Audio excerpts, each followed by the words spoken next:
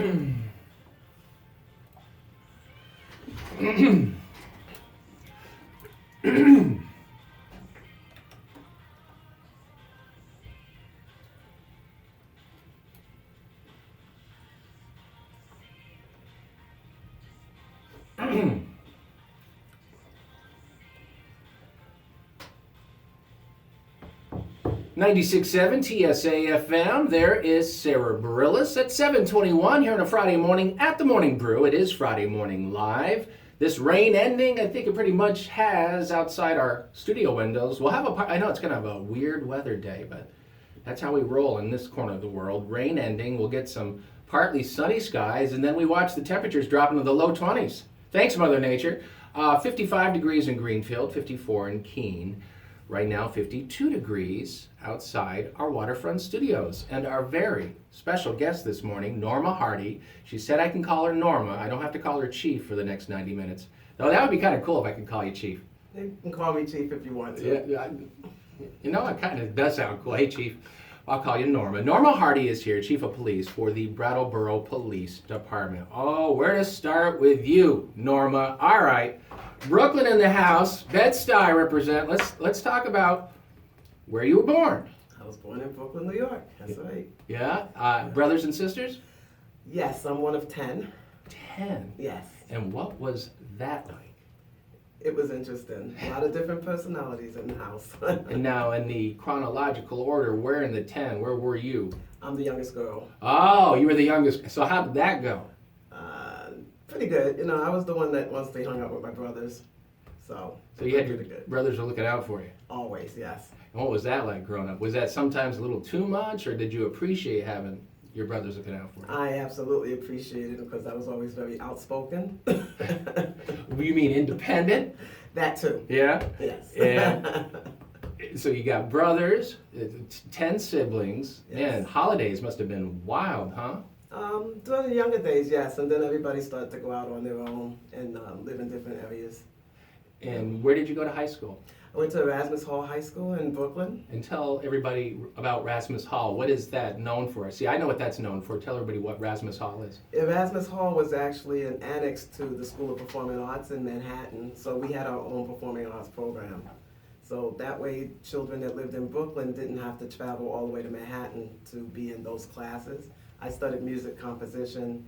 I was in Glee Club, Jazz Club, stuff like that. Now, who was this through your parents that you became enrolled there, or was that through your own? You wanted to do that? How did it? It was on my own, and I actually had to audition to get in. And what did you do to audition? I sang. You did? Yes, I Do you did. remember the piece you performed?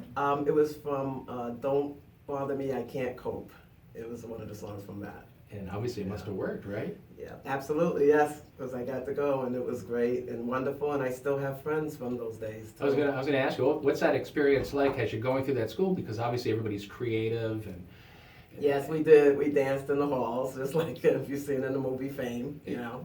And you obviously did. Going to school there inspire you to write poetry? Because I know you like to write poetry, right? Oh yeah, I've been writing poetry since I was like 8. And how did that start? Was that through your parents, or is that something you just wanted to do on your own? Just something that came about, you know. I just started writing, and my mom would read what I wrote, and then you know, we saw different contests, poetry contests, and so my mom entered me in a couple, and I won a couple of prizes, and the biggest prize I won back then, I think I was 9. And I won a pair of Nike sneakers from Nike. So back then that was a big deal. That was an extremely big deal. I mean, you need to take a mortgage on some of those Nikes these days, you know? Yes. And you went to college where after attending Rasmus Hall? Where did you go to school? I went to John Jay College of Criminal Justice, and that's in Manhattan. And I assume that's what you obviously majored in, right? Yeah, that was my major, and because originally I wanted to be a lawyer. So, you know, and my father said I could out-argue anyone, so it was a good idea. That's not bad though, right? Not bad at all. And so you go to John Jay, and eventually you end up in the Army National Guard. Yes. And what did you do for the Army National Guard? What was your position? Well, my original position was for administration, And once I got there, I could like work for all the big wigs, and realized that I'm not an office person.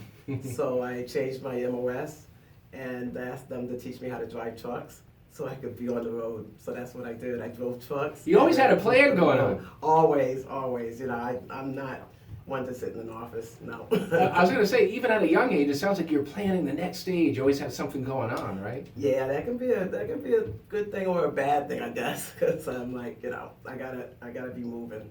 There's nothing wrong with that. Yeah. So you're in the Army National Guard. Eventually, you become an emergency technician, right? Yep, I went to EMS. I started working for EMS, and I did that. Unfortunately, during the years where crack was very prevalent in Brooklyn, and from that, I decided that hey, maybe I want to be a police officer.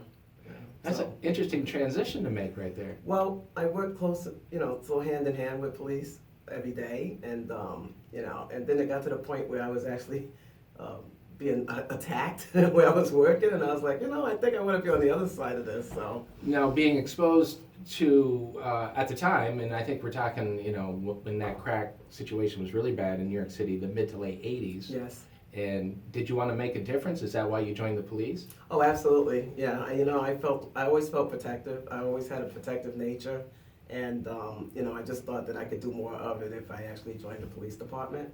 And growing up in Brooklyn, you know, we didn't always have the best relationships with the police, so I felt like if I joined, I could be a difference for my community.